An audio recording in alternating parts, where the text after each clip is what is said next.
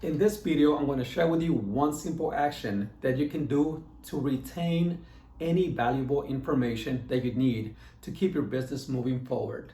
And the strategy is quite simple. If you don't repeat it, you will forget it. And you remember this little simple thing. If you don't repeat it, you will forget it. This phrase right here alone will remind you of the strategy. Because as human beings, you cannot trust your memory. Not because we don't have a great memory, but because we have so much information.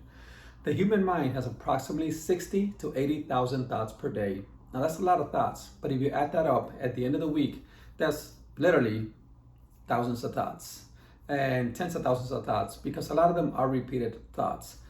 So what does the cerebral cortex, the front part of the mind, do to protect itself? It will push all the old thoughts to the back of your subconscious mind. So if I were to ask you, what did you have for breakfast this morning? You can probably answer me quickly because it just happened. But if I ask you, what did you have for breakfast 2 days ago? You will have to dig into your subconscious mind and come back with the answer.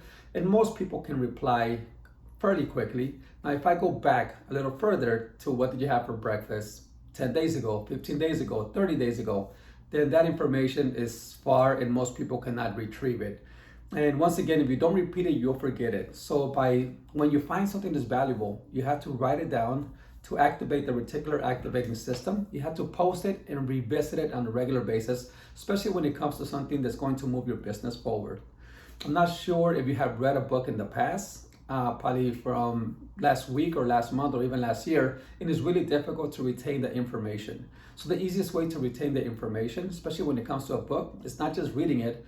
Buy the audiobook, listen to YouTube channels and other different reviews from different people about the book. If the information is that valuable and that powerful, it is worth investing into soaking it in so that you can apply it and get the success of the book or whatever knowledge you're trying to learn from the author.